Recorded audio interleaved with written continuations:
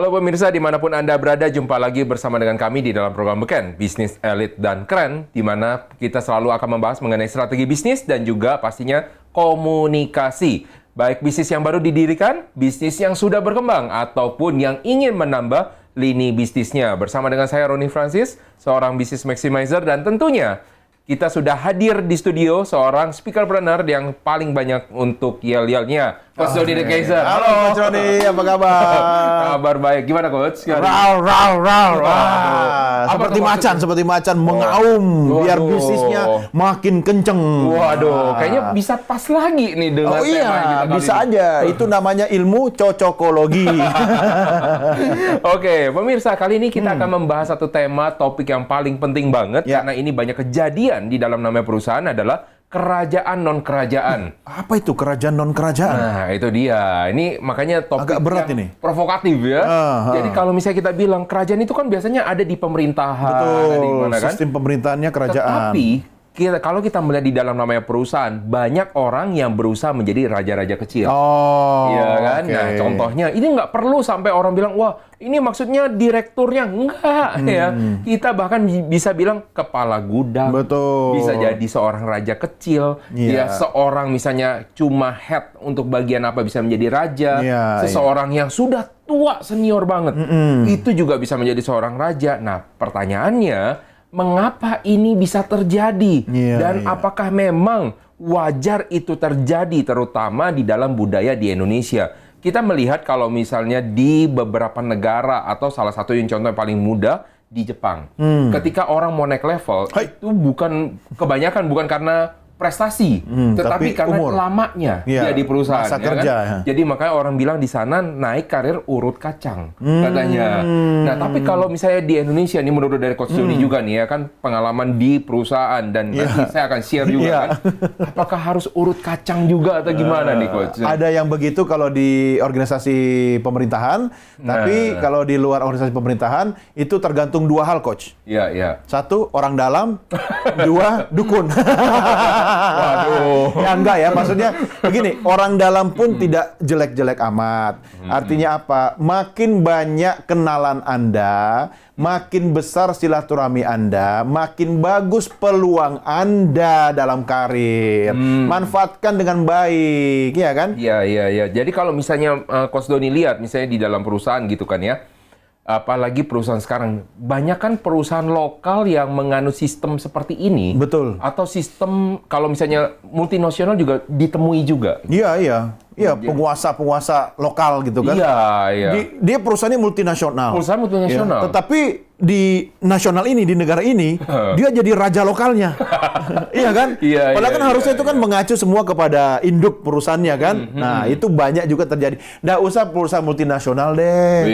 Ya, perusahaan-perusahaan lokal aja, dalam perusahaan itu, dalam divisinya juga banyak raja-rajanya, ya kan? Nanti dalam divisi lagi ada bagian, ya kan? Sampai urusan misalnya hanya urus biar perizinannya cepat gitu kan. Wah, dia merasa ini kalau nggak saya proses, padahal bukan dia yang tanda tangan. Betul. Kalau nggak saya follow up, ya kan, nggak keluar surat izinnya. Merasa punya kekuasaan. Itu yang maksudnya dimaksudkan, betul. Jadi kadang-kadang ada cuma level admin doang kok. Betul. Ya kan, tapi kalau gua nggak kasih.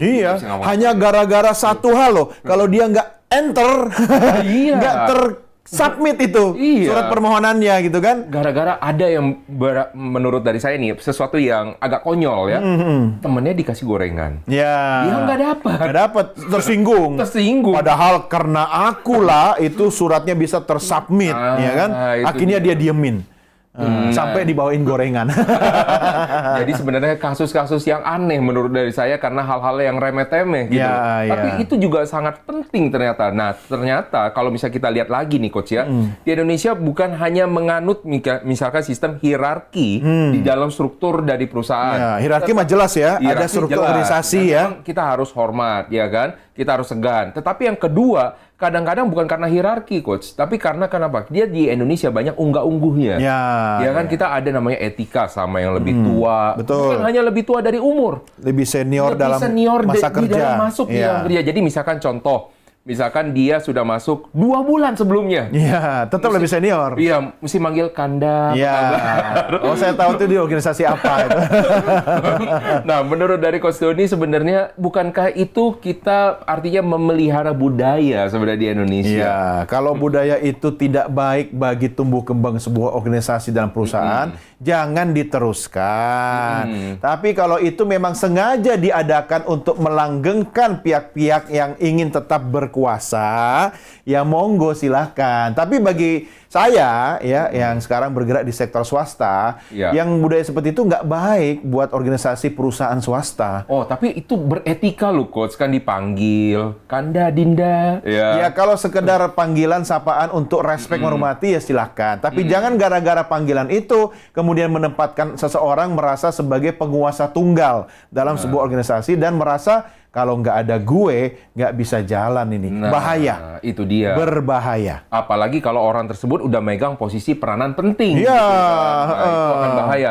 Nah, tapi sebelum jauh, kita pengen melihat dulu ya. Kita sama-sama melihat. Apakah arti kata dari penguasa? Ada lagunya loh, penguasa, penguasa. Oh, nggak tahu tuh. Sok muda. Bener nggak tahu. Yuk, mari kita lihat dulu.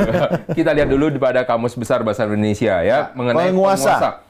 Orang yang menguasai atau orang yang berkuasa. Nah, ini kalau kita lihat di pemerintahan ya. Terima kasih. Yang kedua adalah pemegang kekuasaan. Terima kasih. Ya. Bukan ngomongin saya ya? Bukan. Jadi kalau kita lihat dari yang pertama dan kedua, kalau kedua itu kan orang pemegang kekuasaan berarti orang yang pegang jabatan. Iya. Ya memang wajar ya kan. Betul. Ya. Tapi yang pertama orang yang menguasai. Nah, di sini yang kita ingin bahas gitu loh. Apakah orang yang menguasai ini di dalam perusahaan adakah batasan untuk bisa membuat orang itu tidak menjadi raja-raja kecil? Karena kebanyakan di dalam struktur perusahaan yang sudah besar, perusahaan yang sudah punya sistem yang kompleks, mereka ini aja sulit untuk mengatur ini. Mungkin Coach Doni punya suatu pandangan atau tips bagaimana mengatur supaya tidak ada raja-raja kecil ini. Ada namanya SOW, Scope of Works. Oke, SOW bukan SOP ya ini. Bukan, lagi ya. Scope of Works itu berarti ruang lingkup pekerjaan. Ruang lingkup. Ya, scope bekerjanya di mana? Saya pikir itu cuma ada deskripsi doang ruang lingkup. Oh enggak, tetap. Makanya kan orang penguasa itu kan macam-macam kan? Memiliki kekuasaan atau memiliki ilmu juga kan? Memiliki skill atau keahlian kan? Betul. Dia menguasai bidang marketing. Maka serahkan dia pekerjaan sesuai dengan ilmu yang dia kuasai. Ya, ada orang yang menguasai ilmu menguasai orang lain. Ilmu menguasai orang lain. Dia bisa memengaruhi orang lain ya kan? Ya, serahkan dia pekerjaan sesuai dengan bidang apa yang dia kuasai. Jadi yang pertama itu the right man on the right place ya. Dan yang kedua tentukan scope of works tadi sehingga orang itu bekerja tidak keluar dari ruang lingkup pekerjaannya. Karena kan sekarang kan orang bekerja itu kan sudah tanpa sekat ya Coach ya. Orang bekerja di sebuah perusahaan itu kan sudah nggak ada ruang-ruang kubikel-kubikel lagi kan. Bahkan orang bebas bekerja di meja mana saja kan. Tapi jangan gara-gara itu dia sampai kepoin kerjaan temennya yang di sebelah itu bagian lain ya kan. Tapi dia ikut campur. Nah, bikin scope of works dimanapun dia bekerja, di ruang manapun yang sekarang sistemnya open space. Dia tetap fokus pada bidang atau bagian pekerjaan dia. Kecuali satu, bagian dokumentasi dan keuangan. Arsip atau keuangan itu tetap harus ada ruangan sendiri. Oh, karena itu menyangkut kerahasiaan. Betul. Oke, tapi ada juga begini Coach, karena itu tadi dibilang supaya tidak menghindarkan nama raja-raja kecil. Akhirnya begini, ya udah, kalau gitu semuanya tidak punya kuasa untuk punya budget misalkan. Diputuskan semua di pusat. Artinya kan terpusat nih. Itu perusahaan-perusahaan yang punya cabang kan biasanya. Perusahaan punya cabang. Ketika ada di pusat berarti dengan orang-orang yang di sana yang punya jabatan yang bisa pegang budget. Jadi raja dia. Jadi raja besar. Raja besar. Dia menghilangkan raja kecil. Betul. Tapi menjadi raja besar. Tapi bagi perusahaan itu efisiensi. Oh, efisien. Dalam beberapa aspek itu lebih memudahkan pengambilan keputusan. Cuma kan ada jalan keluar atau mungkin apa ya istilahnya ada kompensasi lah. Misalnya kantor pusat punya otoritas pada budget, tetapi dia mengatur budget operasional per cabang. Nah di dalamnya kan ada plafon misalnya atau budget untuk promosi, marketing ya silakan dikelola. Dikasih plafonnya. Nah tiap cabang itu segini. Di atas itu ajukan ke pusat. Oke, jadi tiring sifatnya. Ya. Dan kalau bisa, kalau memang di dalam skop yang masih kecil, desentralisasi. Ya, silakan atur. Silakan atur ya. sendiri. Kan banyak perusahaan yang seperti itu, kecuali marketing and promotion. Itu memang langsung di pusat. Makanya ada beberapa teman saya itu di daerah itu agak teriak ya. Karena apa-apa dia ke perusahaan-perusahaan, tetap aja ujung-ujungnya kami izin pusat dulu atau kami ajukan ke pusat, ya kan? Nggak heran makanya banyak orang yang pindah ke pusat karena pusat duitnya ada di pusat. Nah, ini makanya kita sebut yang tadi Raja Besar punya namanya kuasa mutlak. Nah, kuasa mutlak. Nah, kita lihat dulu nih, mutlak menurut dari KBBI itu apa ya? Dari mutlak menurut KBBI adalah mengenai segenapnya, seutuhnya. Cintaku mutlak. Cintaku seutuhnya. Kedua, tiada terbatas. Unlimited. Seperti paket dia diberi kuasa nih. Seperti paket kuota. Kuncinya, ia diberi kuasa. Ketiga, tidak boleh, tidak harus ada. Jadi lebih kedua ya. Ia diberi kuasa. Kenapa orang punya kuasa mutlak? Karena ia diberi penguasa. Siapa contohnya? Raja. Yang kedua siapa? GM. Director. Director punya kuasa mutlak nggak menurut Coach Doni? Atau director atau GM yang punya kuasa mutlak? Nggak tahu saya. Coba dipikirkan dulu, kira-kira gimana? Perlu waktu berapa lama mikirnya? Cukup dalam waktu 5 detik. Kerjaan gue sih. 5 detik. Kira-kira. Tebak-tebakan aja, kira-kira siapa? Punya. Siapa? Yang mana? Direktur. Sebenarnya kuasa mutlak lebih banyak ditemui di GM. Kenapa begitu? Dia pegang semuanya, general manager. Iya. Rahasia dapur juga dia tahu ya. Director itu dia hanya mengatur kebijakan dan di atas. Dan memang. dia terbagi-bagi. Direksi GM, memang kebijakan. Semuanya dia kuasain sampai ke bawah. Makanya orang disuruh belok kanan pasti akan belok kanan sama GM. Tapi kamu sama director belum tentu. Nah, ini juga merupakan sesuatu hal yang akhirnya memberikan kepada perusahaan karena mesti dipikirkan. Tidak mungkin kita menghilangkan namanya penguasa, tapi yang Anda pikirkan, Anda mau menciptakan mana? Raja kecil atau raja besar? Nah, nanti kita akan bahas lagi pastinya di segmen berikutnya. Dan pastinya kita akan lebih dalam lagi. Jangan kemana-mana pemirsa, tetaplah masih bersama dengan kami, tetap di dalam program Beken, Bisnis Elit dan Keren.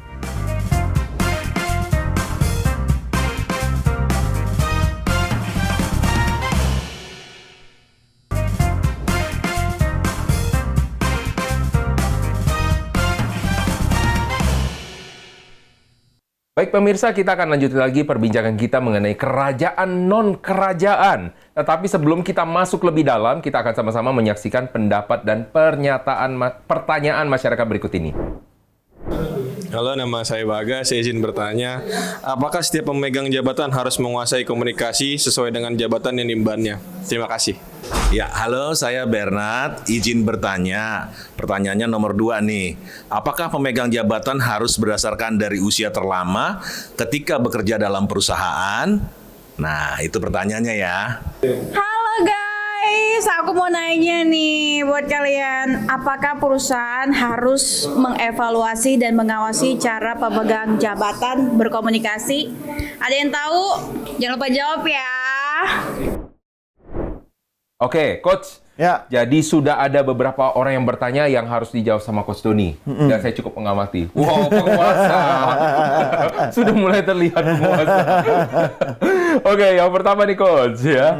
Apakah setiap pemegang jabatan harus menguasai komunikasi, Coach? Karena sesuai dengan jabatan yang diembannya. Jadi kan kalau namanya penguasa itu kan dia harus berbicara pasti ya kan kepada anak buahnya, kepada timnya, bahkan lintas divisi. Dia harus menguasai seni komunikasi nggak sih? Kadang-kadang kan dia itu diangkat karena dia itu punya suatu kompetensi, dia punya suatu kepintaran. Gitu. Dan yang lain nggak bisa, cuma dia yang dipercaya. Ada 2 hal sih, Coach. Yang pertama, dia wajib menguasai komunikasi sesuai dengan ruang lingkup pekerjaannya. Contoh kalau dia CEO, maka dia harus memiliki kemampuan komunikasi kepada pemegang saham dan komisaris. Itu dulu yang penting. Nah, kemudian setelah itu berikutnya kepada direksi. Ya kan? Yang lain-lain ya itu nomor 2. Apa itu nomor 2? Dia harus memiliki people skill. Ya, salah satunya dalam people skill itu kan communication skill. Artinya ketika dia dalam rangka menjalankan pekerjaannya, dia kan tinggal memerintahkan direktur. Betul. Ya, tapi kan mungkin dalam sebuah ruang meeting atau dalam sebuah forum dia ketemu dengan GM atau manajer. Dia harus mau atau mampu membawakan diri dengan kemampuan people skill-nya. Jadi yang paling utama ya sesuai dengan tugas dia dulu. Kalau Anda seorang pengusaha dapat kepercayaan dari investor, maka Anda harus punya dan membangun komunikasi yang baik dengan investor Anda. Ya, kalau Anda CEO dengan komisaris, presiden komisaris, dan juga para pemangku kepentingan. Tapi betul nggak kalau misalnya supaya pemirsa juga tidak salah menyimpulkan bahwa berarti kita akan memilih orang sesuai dengan kapabilitasnya. Yes. Berarti kalau misalnya dia nggak bisa, tapi mungkin orang ini orang pintar, coach, bisa kita bina. Itu gimana? Lagi-lagi kita lihat urgensinya. Ketika ada orang, contoh, kita pernah punya coach STY. Oh, apa tuh? Ya kan? Pelatih sepak bola. Yang di Kramat Sentiong. Sintayong, ya kan? Nah, ketika, saya kan bukan analis sepak bola ya, tetapi saya mengikuti dunia sepak bola juga ya.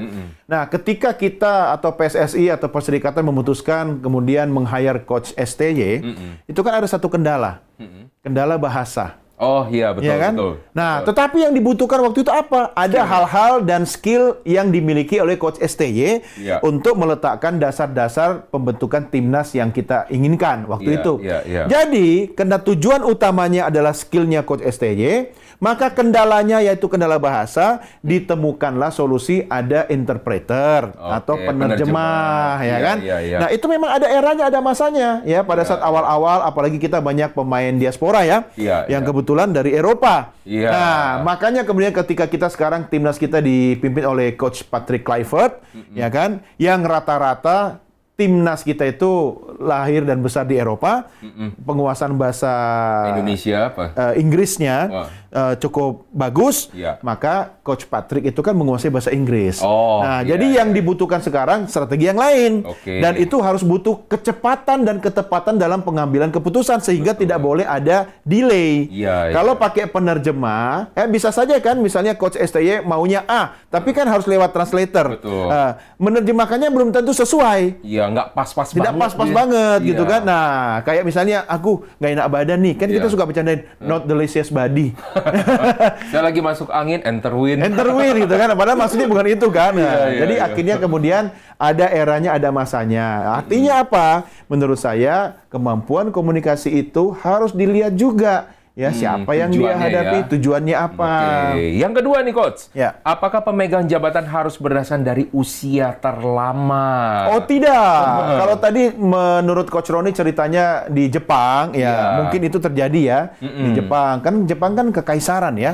Kerajaan kan. Sifatnya kan menghargai, Coach. Betul. Tetapi kan bentuk penghargaan itu kan tidak selalu dalam bentuk jabatan. Kadang tunjangan, ya. Kadang apresiasi yang lain. Ya, banyak hal yang bisa dilakukan. Tetapi kalau menurut saya, dinamika organisasi itu kan juga disesuaikan dengan perusahaan itu bergerak di bidang apa. Kalau misalnya dia produknya, maaf. Produk untuk apanya? Kalau misalnya dilihat. Produk yang saya butuhkan sekarang obat batuk.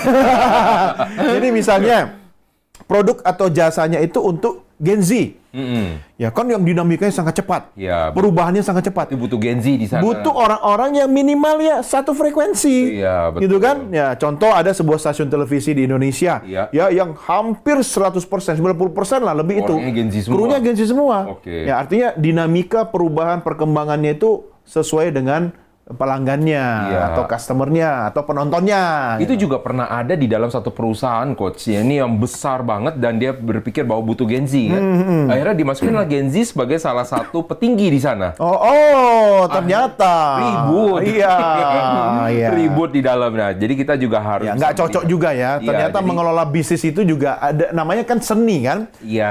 Tidak harga mati kan. Jadi harus diingat juga walaupun memang perlu yang sefrekuensi, tidak boleh juga juga matang secara dikarbit, Oke, ya kan? Jadi iya. ada beberapa orang itu yang memang belum siap, ya. Iya. Jadi secara usia, kedewasaan itu juga harus dilihat. Iya, iya. Apakah orang tersebut orang yang menggebu-gebu, meletup-letup, karena itu akan menjadi penentu Ya, gitu. tapi nanti menurut ke depannya. saya Coach, kasus Iya. seperti perusahaan yang tadi Coach Roni sebutkan itu, mungkin menurut saya di tahap awal dia perlu melakukan itu. Oh, oke. Karena dia adalah perusahaan terbuka yang membutuhkan investor. Kan dia go public kan? Iya, betul. Jadi syaratnya adalah para manajer di situ Iya, adalah orang-orang yang benar. satu lulusan luar negeri. Betul. Ini kan untuk portfolio perusahaan, untuk Betul. kredibilitas kan? Betul, Terus betul. yang kedua, ya itu tadi akhirnya menempati posisi-posisi penting Betul. dengan standar gaji yang Iya, wah. wow. Iya, iya. Tapi kan itu harus termaktub dalam laporan keuangan kan? Harus ya terlihat, operasionalnya betul, berapa gitu kan? Profesional di sini Iya. harganya dihargai sekian. Iya. Nah, dan itu berhasil. Iya. Ketika di tahap awal perusahaan ini kemudian mendapatkan investasi besar kan? Iya. Tapi Iya. ya memang untuk di tahap itu Iya, kita berikutnya kena kemampuan, skill Orangnya, dan iya. mentalnya Belum belum siap. Akhirnya kue. Tapi itu nggak apa-apa untuk di awal karena Nggak tergantung apa-apa. tujuan, ya. Makanya banyak juga, mohon maaf ini disclaimer ya, banyak yang mengatakan ya startup sekarang kerjanya cuma bakar duit aja. Iya, itu juga mesti dinetralin nanti ya. Jadi kalau misalnya kayak gitu, Coach, jadi gimana cara kita melakukan komunikasi sebagai seorang atasan kepada mungkin ya, ini kan berbeda ya, Iya. cara namanya hierarki supaya tidak dianggap raja. gitu. Nah, itu ada strategi komunikasi Oh. pemegang jabatan. Oh, sebentar, strateginya ada 3. Ada 3. Karena Sudah dia tahu sudah ya. ngintip. Nah, kita lihat layar di belakang Oke. saya atau insertion berikut ini.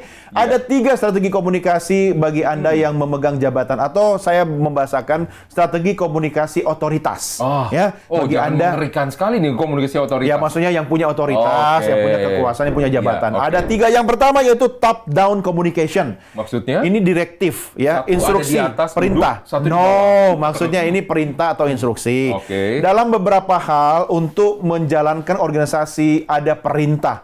Contoh organisasi kemiliteran di Indonesia, TNI. Setiap hari Panglima TNI ada perintah harian. Oh, ada ya? Ada setiap hari. Oh, oke. Betul. Apa tuh perintah hariannya? Saya boleh tahu tuh. Ya, nanti saya telepon Panglima dulu ya. Intinya itu namanya top down communication. Oke. Itu direktif, instruksi, perintah presiden, instruksi presiden. Itu Berarti harian kan- juga, Coach? Ada juga kan di kantor komunikasi presiden ada briefing harian juga. Jadi informasi itu kan setiap hari presiden terima. Iya, Ya, tim komunikasi presiden, ya tim segala macam yang ada di sayap kiri dan sayap kanan presiden itu kan selalu memberikan informasi. Dan presiden pasti setiap hari juga memberikan instruksi. Oke. Nah, itu namanya top down communication. Communication, oke. Itu komunikasi dari atas ke bawah. Lebih cocok yang sifatnya apa? Instruksi, direktif, perintah, ya. Yang kedua, bottom up communication, dari bawah ke atas. Contohnya, saya sebagai menteri misalnya, suara perut maksudnya, oh ya Pak. beda dong ya. Sebagai menteri, saya ingin mendapatkan banyak masukan dan saran dari staf saya, ya kan. Nah, itu Ya. dalam sebuah rapat saya membuka pintu atau peluang bagi peserta rapat untuk silakan berikan masukan Oh, atau ada kritik itu disebut bottom up itu communication. bottom up, ya Oke. kan. Jadi seorang yang memiliki otoritas atau pemimpin di perusahaan pun juga boleh membuka komunikasi dari bawah ke atas. Ya, jadi jangan terlalu tertutup. Ya, jangan di apa istilahnya itu di menara gading. Ya, sering-seringlah juga untuk berdiskusi dengan tim Anda yang ada di bawah, ya. Oke, Dan terakhir. yang ketiga, bahasa tubuh harus tegas. Mau Anda menggunakan top down communication, bottom up communication, jangan lupa bahasa tubuh Anda harus tegas. Artinya ketika itu instruksi atau perintah didukung dengan gestur yang tepat. Ya, jangan Anda menegur orang yang bersalah kepada Anda, tapi Anda cengengesan.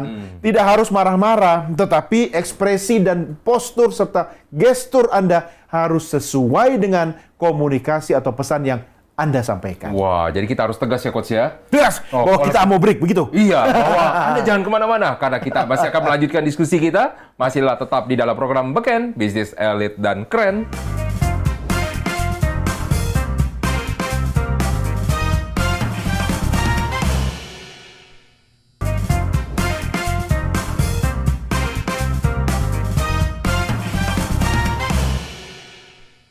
Oke, Coach Doni dan pemirsa, kita masih ada satu hal yang belum kita bahas. Ya, Karena kita juga harus tegas ya Tegas, di kita dalam harus menjawab ini. Maka yang ketiga, tolong dijawab. Apa pertanyaannya? Gimana mau jawab? Pertanyaannya saya lupa. Iya. Nah, pertanyaannya, apakah perusahaan harus mengevaluasi dan mengawasi cara pemegang jabatan berkomunikasi? Yes. Kalau misalkan Coach Doni sebagai seorang director, Yes. cara komunikasi harus ada yang ngawasin. Harus. Ya, kalau saya direktur, yang ngawasin supervisor saya adalah presiden direktur. Presiden direktur. Kok presiden direktur yang Ya, ngawasin? komisaris utama. Komisaris utama yang ngawasin. Yang maha kuasa. Wow, berarti itu paling tinggi itu ya. Coach, kita di tempat kerja sebagai profesional, saya bekerja itu di audit terus. Oh, oke. Ya kan? Sebenarnya Anda kerjaannya auditor atau apa? Ya, menjadi kerjaan auditor? saya adalah ini auditi. Auditi. Yang diaudit terus Iya. gitu kan. Jadi kerjaannya minta tolong audit saya dong, audit saya dong. Ya, kan ada satu proses dalam pekerjaan itu kan MONEV kan, monitoring Iya, and monitoring evaluation evaluation, kan. iya. Dan itu memang perlu dilakukan untuk mengukur seberapa jauh prosedur pekerjaan itu dijalankan dan bekerja dengan baik. Iya. Dan termasuk untuk mencari apakah ada hal-hal yang perlu kita perbaiki. Makanya yang namanya monitoring dan evaluasi itu penting dilakukan. Jadi evaluasi itu jangan dianggap sebagai sebuah unsur kebencian. Oh. Audit itu jangan dianggap sebagai sebuah unsur untuk wah ini saya nggak suka sama orang ini. Enggak. Iya. Kecuali kalau memang dia tidak menjalankan tugasnya dengan baik, maka ada temuan. Nah temuan itu yang harus diselesaikan dengan baik. Kalau sampai berkali-kali ada temuan, ya selesaikan secara adat. Iya. Soalnya begini, Coach. Saya pernah ngobrol dengan orang audit. KPI mereka apa? Temuan, Coach. Betul. Jadi mau apapun itu, sebagus apapun kita yang sudah kita buat, pasti ada temuan. Pasti ada temuan. Nah, Pasti. selama masih ada temuan berarti masih ada ruang pekerjaan tidak sesuai dengan SOP. Iya. Nah, itulah kehebatannya kan. Iya. Orang audit bisa menemukan, berarti dia menjalankan tugasnya dengan baik, Iya. memenuhi KPI-nya. Iya. Kalau sampai dia menemukan di tempatnya Coach Roni ada temuan, berarti ada satu hal yang Coach Roni belum maksimal. Iya. Tapi kalau ini dari segi komunikasi, gimana cara kita melakukan audit yang bilang, oh selama ini kamu melakukannya salah atau kayak gitu, itu kayak gimana prosesnya, Coach? Maksudnya gimana? Kalau misalnya contoh begini, sudah mulai ini ya, kabur. Memang kalau udah diaudit terus lama-lama kabur. Pelan-pelan. Iya, iya. Jadi kalau misalnya ini dari komunikasi kan harus diawasi. Iya. Jadi kalau misalnya audit pekerjaan jelas. Iya, betul. Data. Tapi Iya. namanya komunikasi, gimana auditnya? Iya, kan ada indikator pengukuran komunikasi. Kan kalau misalnya tadi contoh Coach Bikin Doni tadi SOP bilang. komunikasi. Ya, tadi Coach Doni bilang, kalau misalnya direktur yang ngawasin berarti presiden, direkturnya. Direktur. Dia bilang begini doang aja sama direkturnya. Menurut saya, kamu yang lakukan, kamu komunikasi ini salah. Ya, makanya dibikin indikator pengukurannya apa. Ya kan di beberapa episode sebelumnya saya mengatakan bikin SOP.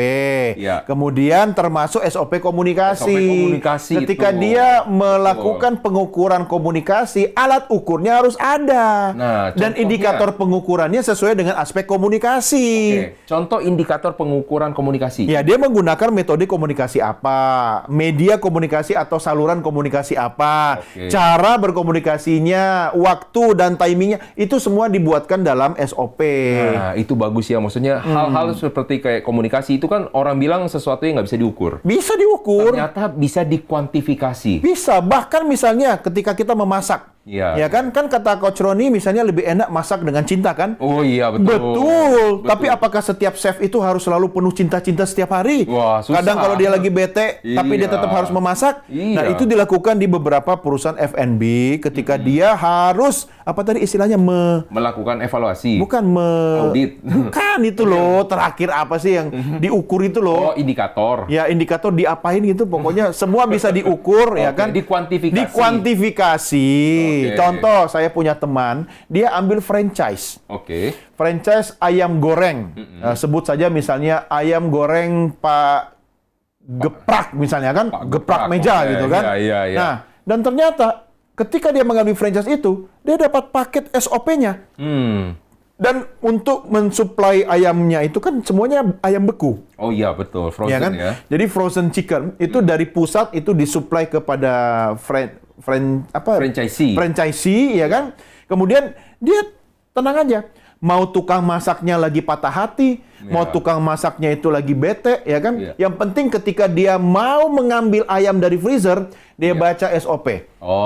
Buka, tutup freezer, ambil ayamnya, letakkan selama berapa menit, nyalakan kompor, semua A, B, C, sampai garamnya berapa sendok, berapa gram, itu diatur, diukur. Jadi mau dia lagi bete, dia lagi marah, dia harus ikut SOP.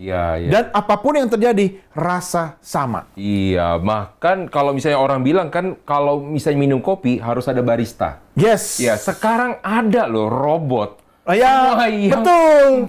Membuat kopi loh. Jadi baristanya robot kan? Baristanya Robusta. Iya. Ya kan? Dan rasa sama kan? Rasa sama. Ya, karena itu tadi dia bikin SOP, dia patuhi. Makanya nih saya pernah bekerja di sebuah institusi pendidikan besar di Indonesia.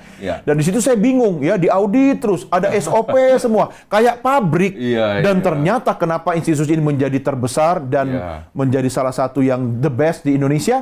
Karena dia menggunakan standar ISO dan semua itu ada indikator dan alat ukurnya. Betul. Saya bilang kepada Chief waktu itu kan, kenapa kok kita jadi kayak pabrik? Bukan kayak pabrik, kita tetap manusia. Tetapi diharapkan dengan proses, bahan baku, prosedur yang baik, output atau hasil keluarannya yang terbaik. Betul. Dan ternyata bisa diukur semuanya. Ya kan? Bagaimana indikator pengukurannya diatur, bagaimana orang itu tanda petik diminta untuk patuh pada aturan dan ada evaluasi serta audit secara berkala. Nah, itu karena kalau tidak berkala, manusia kan tergantung mood kan. Kalau lagi happy kerjanya bagus, kalau lagi bete patah hati tiba-tiba males-malesan gitu kan. Nah, kalau misalnya udah kayak begitu, Coach, mendingan keluarin aja si Mbah deh. Kasih kata-kata quotes deh. Karena saatnya saya memberikan quotes of the day untuk episode kali ini, pemirsa, terkait dengan tema komunikasi otoritas, yaitu kekuatan komunikasi otoritas bukan hanya ditentukan dari gestur, tetapi pemilihan diksi yang kuat. Contoh, kalau orang punya jabatan, kadang kan gesturnya berbeda kan? Lebih confident kan? Ya, kalau biasanya menurunkan agak low, ke bawah, semua. Mungkin dia sakit leher gitu kan. Tetapi sebenarnya dalam hal misalnya Anda ingin menegur, mengevaluasi staf Anda, itu tidak semata-mata hanya dengan gestur Anda kok yang menunjukkan kewibawaan atau otoritas Anda. Ya, kadang dengan gestur yang sederhana ya kan, Anda coba bangun kedekatan, tapi dengan memilih kata-kata yang tepat, itu juga menunjukkan bahwa Anda punya otoritas. Nggak perlu lah, maksudnya Anda pengen dianggap sesuatu yang berkarisma. Nggak perlu. Anda beli tongkat komando, nggak perlu juga kan? Tapi tongkat komando memang hanya komandan yang boleh pakai. Nah, tapi cukup dengan Anda memilih diksi atau kata-kata yang tepat, sehingga menunjukkan, Anda memang punya otoritas. Nah, makanya penting banget untuk mereka belajar namanya komunikasi. Ya, karena kalau misalnya dibilang, gini, Coach, ini penting juga buat para pemirsa tahu. Pemilihan diksi yang tepat, Dari mana saya tahu diksi saya tepat atau tidak? Karena itu yang, misalkan contoh orang sering bilang, atasan saya sering bilang melakukan seperti itu juga. Nah, dari mana saya? Batasan saya adalah pengalaman atasan saya melakukan seperti ini, berbicara seperti ini, maka saya akan melakukan hal yang sama juga. Ya nggak boleh sama dong. Saya harus melihat teman bicara saya atau orang yang saya ajak bicara. Satu, saya lihat jabatannya, ya. Dua, saya lihat latar belakang pendidikannya. Tiga, saya lihat skill atau kompetensinya. Jadi kan beda orang meski jabatannya sama, tentu gaya saya berbeda.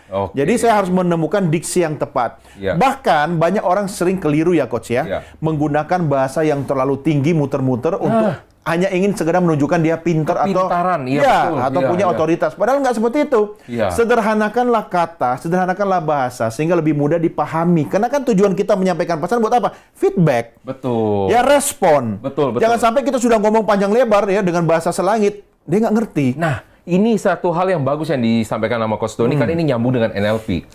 Nah, jadi ada satu namanya presupposition di dalam NLP dibilang the meaning of the communication is the response you get. Nah, jadi arti dari sebuah komunikasi adalah respon atau tergantung responnya. Respon yang dapat. Jadi kalau misalnya orang marah-marah, jangan menyalahkan orang lain, berarti kamunya yang salah. Gitu lah.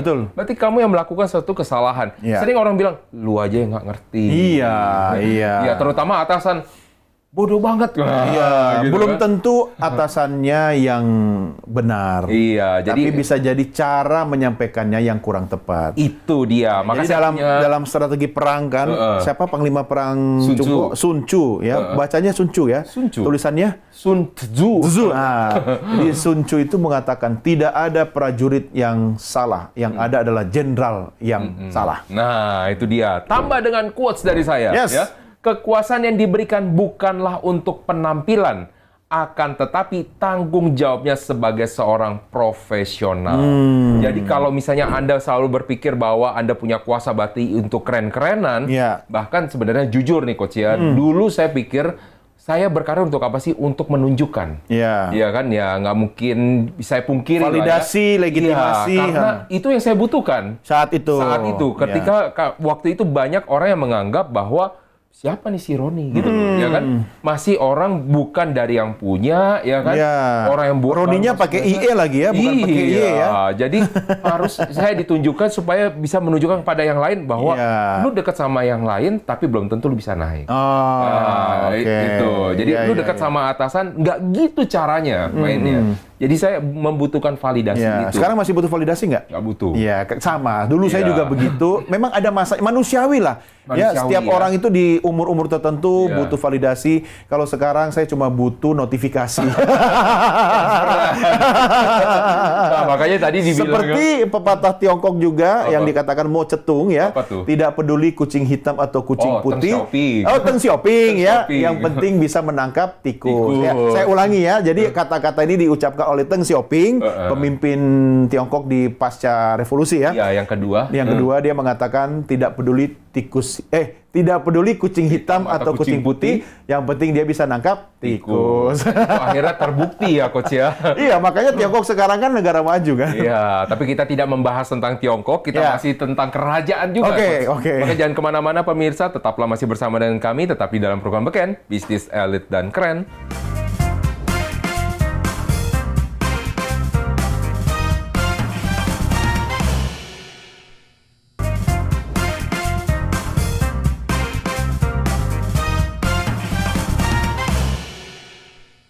Nah, pemirsa, akhirnya kita sudah sampai di dalam satu segmen yang pastinya harus Anda tunggu-tunggu. Saya nggak bilang lagi kan, penguasa. Sok kuasa. Oh iya, karena di sini saya penguasa. Oke. Nah, jadi saya akan memerintahkan kepada Coach Oke, Dodi siap. untuk memberikan tips bagaimana cara berkomunikasi yang baik Ya. supaya tidak terjadi namanya kerajaan dalam kerajaan. Ya, khusus bagi Anda yang memiliki otoritas ya. Jadi tips komunikasi otoritas dari saya ada Tiga. Oh, berarti saya harus memerintahkan jangan 3 lagi. Iya, tapi 4 kurang 1. Nah, ya. Yang pertama, walk the talk. Ya. Walk the talk itu artinya apa? Ketika Anda sebagai pemegang otoritas mengatakan kepada karyawan, kepada staf Anda bahwa teman-teman semua karyawan ada di kantor ini tidak boleh merokok. Wah. Semua orang di dalam gedung ini no smoking. tapi Tapi sambil Anda ngerokok. katakan sambil merokok.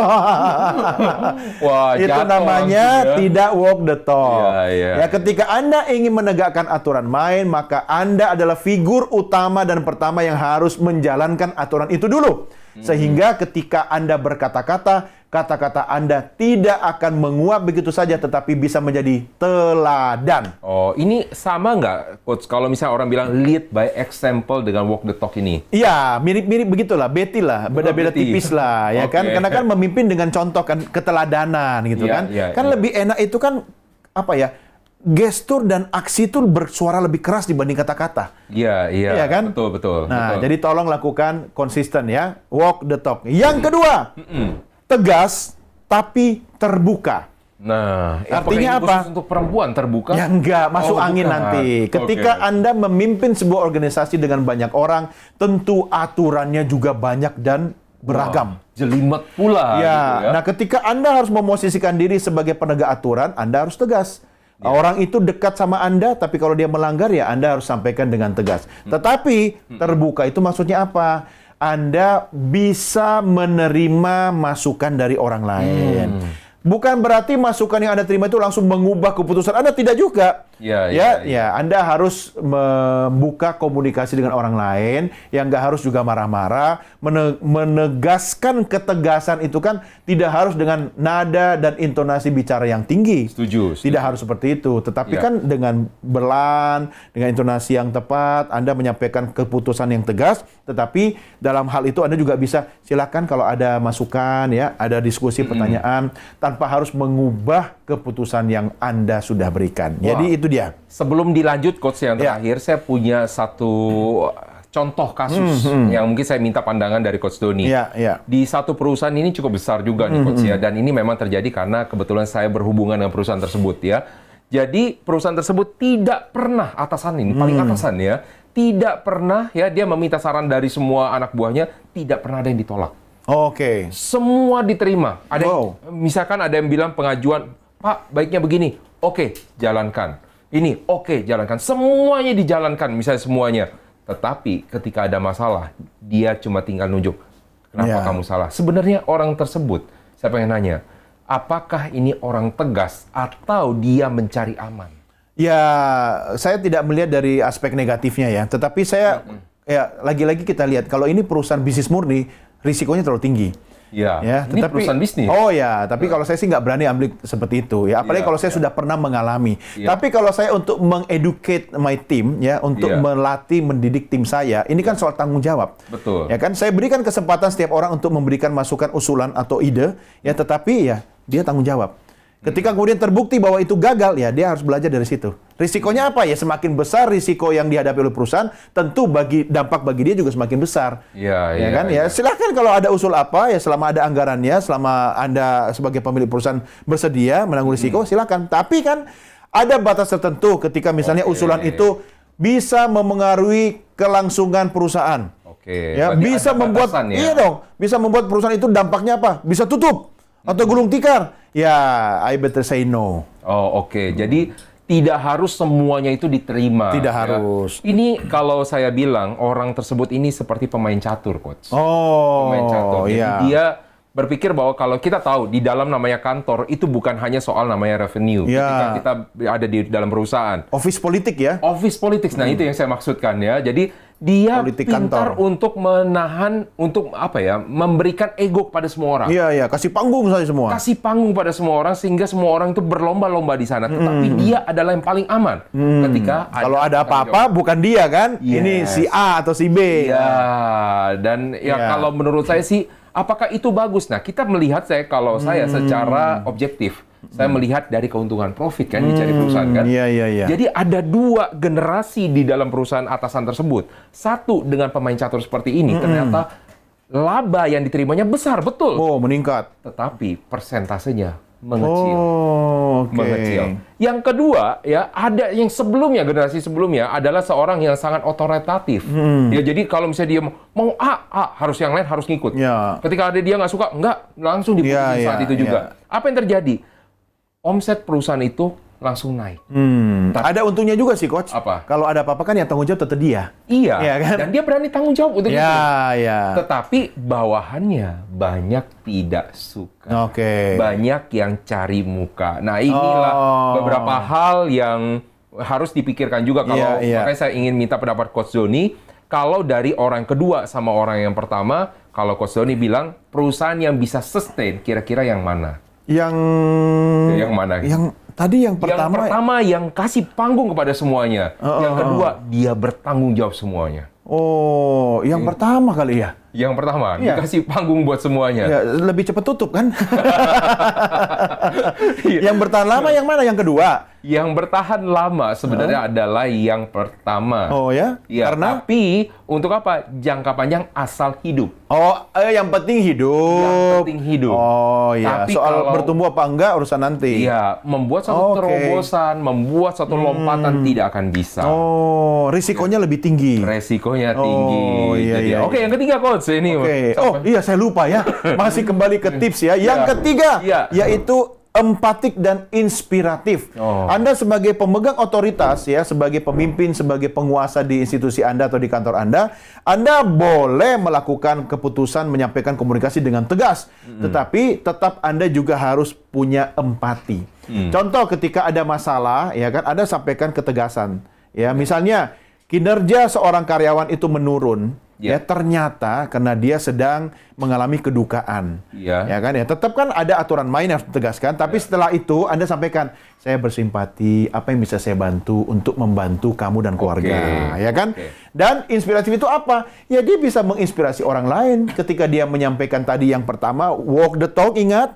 Dia tidak sekedar berkata-kata, tapi dia juga bisa menjadi teladan bagi orang lain yang dia pimpin. Sehingga kata-katanya itu bukan cuma menjadi pemicu atau cambuk bagi timnya, tapi juga bisa menginspirasi orang untuk, oke, saya mau bekerja lebih giat, saya mau kinerja saya tingkatkan, biar saya bisa meniru pimpinan saya ini. Wah, ini ada sesuatu yang menarik nih, dibilang inspiratif kayak gini ya. Karena ternyata, Coach, banyak sekali pimpinan business owner itu introvert. Ya, sekarang tebak, saya kira-kira introvert atau extrovert? Ya, karena saya udah tahu introvert. Pura-pura nggak tahu dong. Kayaknya extrovert banget deh. Salah, Coach. Saya introvert. Pertanyaan saya begini, gimana cara orang introvert menginspirasi sedangkan dia sendiri tidak terlalu suka untuk diskusi dengan kan orang? tidak harus dengan kata-kata, tetapi dengan kebijakan, dengan action, dengan perilaku, itu bisa saja. Banyak loh orang-orang introvert yang ternyata dia bisa menginspirasi banyak orang dengan karyanya, dengan hasil kerjanya. Kalau CEO itu bagaimana dengan hasil karya? Karena kan dia yang nyuruh orang kerja kan? Ya, memang kalau sudah CEO dia harus memiliki kemampuan komunikasi. Karena kan menginspirasi orang itu selain dengan karya, tapi dengan motivasi dan kata-kata kan. Karena prinsipnya pemimpin perusahaan itu kan tugas utamanya apa? Memberi perintah. Iya kan? Memberi perintah. Ya soal gaya komunikasi masing-masing lah. Tetapi ya jangan diam-diam amat. Nggak bisa. Kecuali kalau itu memang perusahaan yang jasanya adalah apa ya? Jasa mengajak orang introspeksi atau yoga. Iya. Nah, Tidak ada hal bicara. yang menarik tadi pas waktu lagi disampaikan melalui dari karya. Jadi orang introvert itu akan menunjukkan contoh CEO ya. Dia akan ditunjukkan, dia akan menginspirasi dari cara dia mengambil keputusan. Itu pasti akan menginspirasi. Dari apa yang ingin dia jalankan, planningnya itu juga akan menginspirasi. Banyak loh yang saya temuin ya, orang terinspirasi karena CEO-nya bukan karena jago ngomong, tapi bagus, tepat di dalam mengambil keputusan. Iya. Banget ya. Nah, oke. Kalau misalnya gitu, ada pertanyaan terakhir buat Coach Tony. Nah, saya banyak nanya aja pokoknya gitu ya. Nanya melulu ya. Iya. Kapan Anda memberikan tipsnya? Nanti, sebentar ya. Jadi kalau bisa dibilang tadi ada dibilang empatik ya. Kalau empatik ini apakah bagian dari komunikasi secara asertif atau berbeda? Iya, bisa seperti itu. Oke, jadi mau kayak gimana tuh? Anda mau jawaban yang mana? Jawaban maksudnya bisa seperti itu, ada yang berbedanya bagaimana? Saya jadi pusing, harus mikir lagi ya kan. Artinya begini ya, kalau kita bicara dengan pengalaman memimpin setiap orang, kita kan harus memahami karakter orang masing-masing. Sekarang saya nanya dulu, kalau dari aspek NLP sendiri, bagaimana sebuah sikap orang itu bisa berubah kalau pesannya itu disampaikan dengan teknik asertif dan kemudian dengan pendekatan secara empatik. Nanti saya akan kaitkan dengan komunikasi. Oke, kalau misalnya secara NLP dulu nih, untuk secara komunikasi asertif ya. Karena kalau misalnya secara NLP, maka yang disebut ada namanya 4 pilarnya di sana. Salah satu yang pertama adalah goal atau tujuannya. Jadi kalau komunikasi asertif itu bukan artinya dia bukan mengindahkan mengabaikan, tetapi dia mengutamakan adalah tujuannya. Nah, ini yang disebut dengan yang digunakan dalam komunikasi asertif di dalam NLP, mengutamakan tujuan. Dan yang kedua, cara penyampaian di dalam pilar ada namanya fleksibilitas. Nah, ini menurut saya yang masuk di dalam komunikasi asertif. Sama, makanya beda orang, beda gaya, beda cara. Selama tujuannya satu, saya dan dia kan tujuannya sama dalam sebuah perusahaan kan. Cuma kan cara kita bekerja mencapai tujuan beda-beda. Nah, maka cara menyampaikan pesan, cara saya menegur, mengevaluasi, bahkan cara memuji itu juga berbeda-beda. Contoh, Ada orang yang senang dipuji di depan umum secara terbuka. Ada orang yang senang diapresiasi dengan misalnya mendapatkan bonus. Ya kan? Ya, tidak sedikit atau semua orang senang sih pakai bonus, bonus. Ya, tapi ada juga orang yang ketika dia diapresiasi misalnya dengan ucapan kata-kata, wah hebat kamu, terima kasih atas peranmu pada perusahaan ini, ya kan? Atau ada juga orang yang senang diapresiasi dengan cara dipromosi atau dinaikkan jabatannya. Jadi beda-beda, sama memberi hadiah. Ada orang yang suka mentahnya, ada orang yang suka diajak gathering, ada orang yang suka diajak dinner, ada orang yang suka silakan mau pilih umroh atau ke Holy Land. Iya, kan? Betul. Ya, makanya fleksibilitas itu penting banget kalau di dalam NLP. Jadi nyambung ya itu pemirsa ya. Sedangkan tips terakhir dari saya yang gampang, simple karena ini juga merupakan sesuatu hal yang sudah Anda tahu. Tinjau hak dan kewajibannya balik lagi ya. Kedua, miliki indikator yang netral. Kadang-kadang yang suka memberatkan untuk orang-orang yang tidak disukai ini juga harus hati-hati ya. Yang ketiga, like or dislike ya. Iya, ketiga adalah sesuaikan dengan kondisi yang ada. Nggak bisa Anda pakai, saya di perusahaan lama begini, Anda pakai juga nggak bisa. Sesuaikan dengan kondisi. Dan terakhir yang paling penting adalah evaluasi berkala. Ya, apapun yang sistem yang bagus ya Anda buat, planning yang bagus, strategi yang bagus, tidak akan ada gunanya kalau tidak pernah dijalankan. Betul. Ya, dan juga dievaluasi. Nah, itulah Coach, kayaknya tampaknya sudah sampai di akhir. Saya nggak mau. Tambah satu segmen lagi. Kita tambahin episode aja Coach. Daripada kita tambahin segmen ya. Nanti kita akan ketemu di episode yang lain. Siap, ya. terima kasih. Makanya pemirsa, Anda harus selalu menyaksikan dan selalu pantengin saluran Anda di dalam channel saluran di dalam program Beken ini, karena program Beken akan selalu menampilkan strategi bisnis dan juga komunikasi, baik bisnis yang baru dijalankan, bisnis yang sudah berjalankan, atau yang ingin mengembangkan lini bisnisnya. Thank you juga kepada Coach Tony. Thank you, Coach. Jangan lupa ada yel baru setiap kali ya. Yes. Wah, itu udah jadi kayak motivator. Ya, maksudnya saya menjawab ya gitu. Oke, siap.